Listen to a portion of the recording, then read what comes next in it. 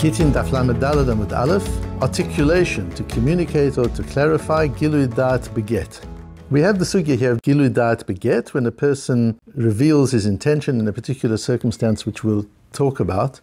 And we get into the idea of how crucial it is to communicate our thoughts to others, because people can't know what's in our head. If we don't communicate clearly, people can't respond to us.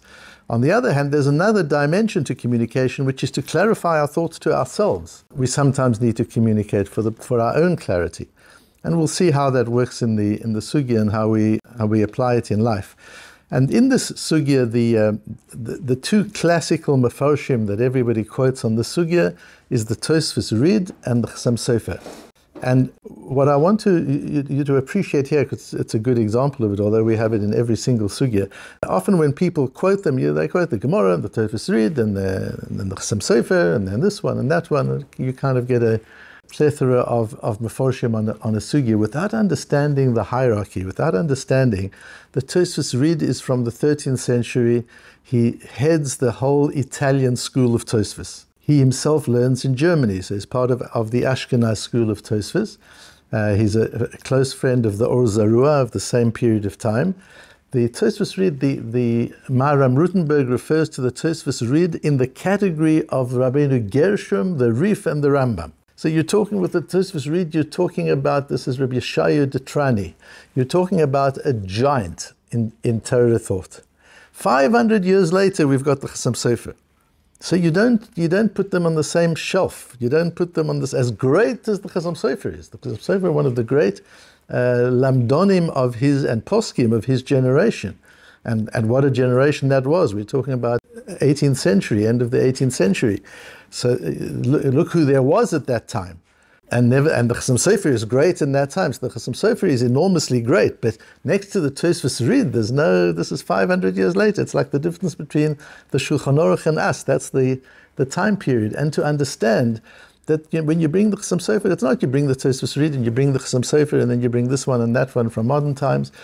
The later generations unravel the earlier ones. The Tosfos Rid unpeels the sugya. The Chassam Sofer peels the Tosfos Rid. Each generation takes a peel off, just goes makes it a little clearer, expands it. It gives us a sense of what they mean, because we can't always understand what the early Rishonim mean because they write so compactly. So we need the Acharonim in order to understand the Rishonim. And one shouldn't learn the Acharonim independently. You learn the Acharon as a Perush on the Rishon. And the Rishon is explaining the Gemara. That's the root. That's why the Vilna Gaon is so careful in Shulchan Aruch to track everything back to the Rishonim and the Gemara, because that's the way you learn. It's not a collection of sources, which has become the fashion today. You have a source sheet, and it's this one, this one, this one, this one, and all these different people, and then you go through them, and now you've seen everything there is on the sugya, without understanding what the relationship is between the one to the other and how they work with one another. So here's the Gemara that we've got. These are cases. The first case is Gidul bar Re'ili Shada la Gita lidvitu. This is a famous story of Gidul bar Re'ilai. And he sends a get to his wife. Azal shlicha ashkecha dahaviyat v'navri. Shliach comes to the wife, and he sees that she's busy with her business. She's busy weaving. Omala, he says to her, Hagitech, I've brought you a get. Amrole zil hashta mea v'tal lamachar. I'm busy at the moment. Go home and come back and see me tomorrow. Make an appointment the way everybody else does. And I've got time in my calendar tomorrow. You can come and see me tomorrow with a get. Azal legabe, he went back to Gidul bar Re'ilai and he told him, your wife's a busy woman, not so simple. V'omale, he told him, Potach v'omar serav. So Gidul bar Re'ilai's response was, Baruch HaTov HaMeitiv, Baruch Hashem. That's what happened. That's the story. Abaya Omer, Baruch HaTov HaMeitiv, V'lo Bitel Gita. Abaya says that doesn't mean he's cancelling the get. The question now is, you remember we learned when a person cancels a get, is the get useless? Or is the get still usable another time? Does he just cancel the shlichut? And he said, okay, so this time you're not going to deliver it to my wife, but the get is still a get. Maybe in a week's time I'll change my mind and then we can use the same get. Says Abaya, Baruch HaTov HaMeitiv doesn't mean the get is bottle. He might just be saying, thank God, it gives me another day to think about it. But I'm not cancelling the get yet. Tomorrow we'll deliver the same get tomorrow. He's expressed his relief that the shlichus was not successful. And my wife hasn't yet got the get. Baruch Hashem. Clearly he's saying, because I've changed my mind in the meantime, and I'm really relieved that the get wasn't delivered. So what are they really arguing about? Begilui data begite kam mifligi. They're arguing about gilui dat in get. Gilui dat means revealing intention. Revealing intention in a non-verbal way. What does that mean? When it comes to gittin, revealing your thoughts in a non-verbal way doesn't count. It has to be articulated in words, says Abaya. Rava says no, even in gittin, if it's clear what your intention is, what's the purpose of communication? The purpose of communication is to reveal your intention. If you've revealed your intention in a non-verbal way, who cares? We know what your intention is. And that's fine, says Rava. Now remember, we've learned the Machlokes Abaya and Rava, there are two worldviews, so we must try and put this into those worldviews. Abaya looking at the world philosophically and mystically, not only practically, and Rava looking at the world in a very three-dimensional, quantitative, halachic way. So let's see if we can understand it that way as well. So what is their machlokes? Says this Tosfos Rid, I'll explain to you who the Tosfos Rid is. The dvorim shebeleiv einan dvorim, says Abaya. Throughout Shas we know that you can't refer to your inner thoughts as an explanation. In other words, expect people to know what your inner thoughts are. They're irrelevant in transaction. Your inner thoughts are irrelevant in the way you engage with the world. The world is entitled to know what you think. And you can't tell the world, but I was thinking such and such. Who cares what you were thinking? That's not what you said. That's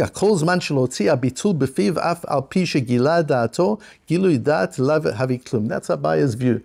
Therefore, it's just a thought, and we can't work with thoughts in halakha. Yes, you're right, says Rava. In the whole of Shas Dvarim Shebelev, inner thoughts are not considered communication. But if you did something that revealed your inner thought, that's communication. There's nothing special about speech. Speech is one of the ways you communicate your inner thought. But there's also other things. There's body language. As the Ran says in a tshuva in Siman Men Gimel, a nod of the head is also, that means yes. You don't have to actually say yes. If everybody sees you nod your head, you've agreed. So there is non-verbal communication. The Ran regards writing as non-verbal communication. You're not actually saying it out. And so if non-verbal communication is a valid form of communication because I get through your non-verbal communication what your intention is, then that's valid communication, says Rava. It's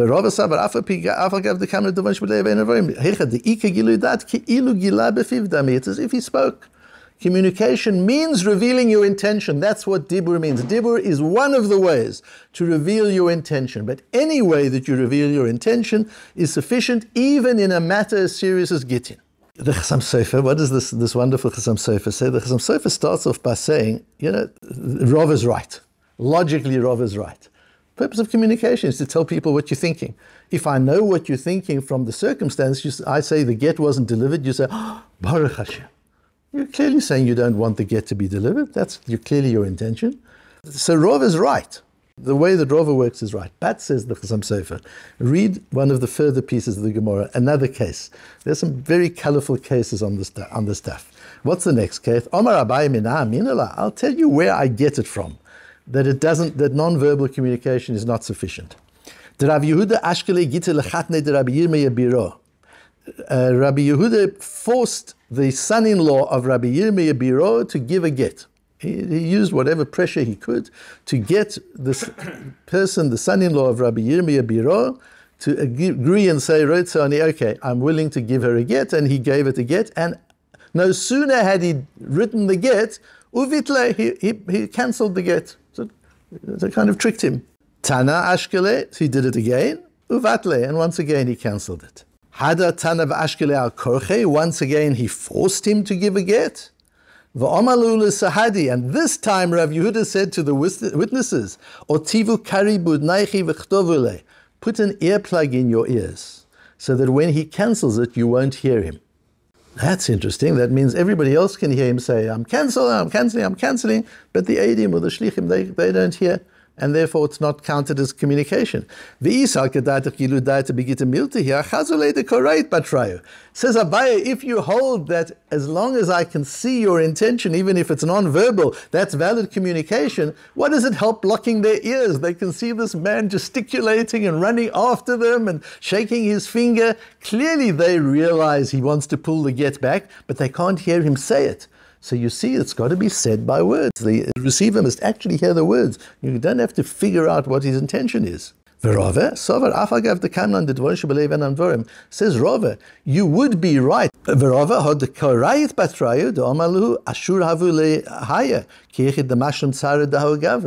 Rava says it's not clear from the fact that he's gesticulating and he's running after you. Maybe he's saying, get on with it, move faster, I want to get this done with. It's so aggravating for me. This divorce is so painful, just get it done, hurry up, rush. Maybe that's what he means. If you don't hear what he's saying, who knows what he means. So says Rava, where his gesticulations are ambiguous, I agree that we can't follow them. But in cases where it's quite clear what he means, such as when he says Baruch Hashem when the get wasn't delivered, I can go by the context and I can interpret the intention. I don't have to hear the words. Says the Chassam Sofer, once we've got this principle of Rava, that where there's ambiguity, you have to hear the words. You can't interpret in a way that leaves ambiguity. Says the Chassam Sofer, what case of Gilui Da'at is not ambiguous? Where do you have a case of somebody who does a non-verbal communication or communicates indirectly, and it isn't possible to interpret it some different way? Even with words, sometimes it's ambiguous, and then we decide how to interpret it. But at least with words, there's a method of interpretation. When a person's using non-verbal cues in order to communicate, it's not very clear what his intention is. And there's always a possibility of ambiguity. And therefore, says the Chassam Sofer, logic is with Abaye. Although initially we thought logic was with Rava, that as long as the receiver can figure out what the communicator is saying or intending, that's considered a valid communication. But once we've learned Rava's principle, where there's ambiguity, it doesn't work. Now there's always ambiguity. There's always place for ambiguity in non-verbal communication. And the Pnei Yeshua says something similar in Kiddushin, where he says,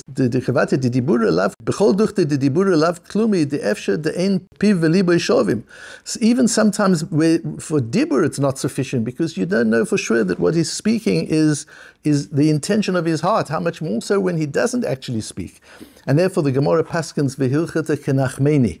The halacha is like Nachmeni, like Abaye.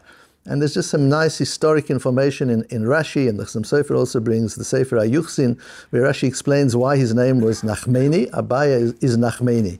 And he says there, he tells us the story. This is one of the cases where the halacha is like Abaye. There are only a few cases where we pass like Abaye. And V'nireh b'einad al shem sherabba ba Nachmeni gidel Abaye. Rabba's father's name was Nachmeni, and he adopted Abaye. And he taught him Torah. And so he gave him his father's name. He gave his adopted son, Abaye, the name of his father, which was Nachmeni. The Chassam Sofer brings the Sefer HaYuchsin. He says, no, he couldn't call him Nachmeni because his father was still alive. That's why he called him Abaye. And Abaye comes from Avi. He's got the name of my father. And Abaye, says the Sefer HaYuchsin, is Rosh Tevis, Asher B'chai Yerucham Yatom. Through you may orphans find mercy in the eyes of Hashem. That's Abaye. That's what Abaye means. And it's because he couldn't call him Nachmeni. But when the Gemara says halacha ke Nachmeni, it means the halacha is like Abaye. That's how we paskin in this particular case. So what do we see from all of this is that the whole issue is what is the role of communication in a situation of get where the third order consequence is so severe? Because if we're going to misinterpret his intention, he writes a get, he sends the get. He then cancels the get. Is the cancellation valid or not? And if we make a mistake in that, this woman could get remarried and meanwhile she's still married to the first husband. That's a terrible thing. The third order consequences are incredibly severe. Says Abaye, you can't afford any situation where there's a possibility of ambiguity, because the purpose of speaking it out is to clarify not only to others, it's also to clarify to yourself. Because the get contains the intention of the writer. We've been learning that since the beginning of Gittin. We wrap the tangible and the intangible together in the get. The tangible is this artifact, the get. It's a physical thing. The intangible is all the thoughts and emotions and intentions of the husband. It must be written lishma. And that's what lishma means, as we've learned in Masechta so far. Now he wants to pull it out. And we learned in Tosfos a few days ago that what he does is he pulls out the lishma aspect. He says, I no longer have intention. So this is just an empty piece of paper. But we've got to be sure that that's what he's actually doing, and there's ambiguity involved. Who knows whether he's even sure what his intention is? Until you articulate it in a clear way, you can't relate to the intention because ambiguity is there. Says Rava, no, as long as the listener can figure out what he thinks you mean, that's sufficient. That's a communication. And so with communication, both are very important. The first thing is when you communicate, it's important, as Rava says, to check. What's important is how has it been heard, not whether you've said it or not. Sometimes you'll hear a person say, a husband will say it, a wife will say it, a manager in a business will say it. I've told them 100 times. Doesn't help if you've told them 100 times. Did they hear it once? If they haven't heard it, you haven't communicated. You've always got to check that the person heard what you said and how you intended it. Because until the person has heard it, the communication hasn't taken place. You can't say, I've told you. How many times do I have to tell you? You only have to tell me once if I hear it. But you've told him in such a way that I blocked my mind. I couldn't hear it. You were angry. You were offensive. I didn't even listen to you.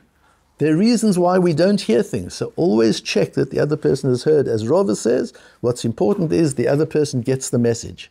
But Abaya says in certain cases where your thoughts are really important, it's not sufficient that the other person gets the message indirectly. What's important is, do you get the message? Are you sure what you really think?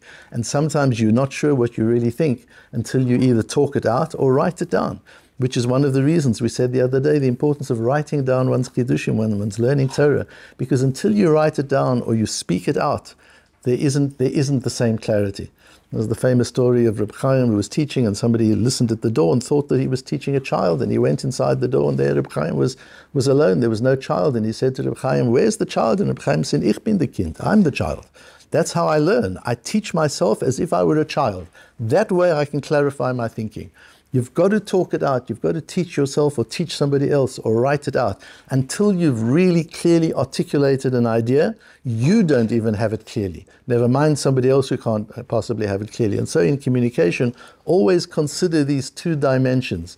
Has the other person been able to accept, to hear the communication and understand it? And am I very clear? Have I articulated in such a way that I've clarified my own thinking in a way that's very clear?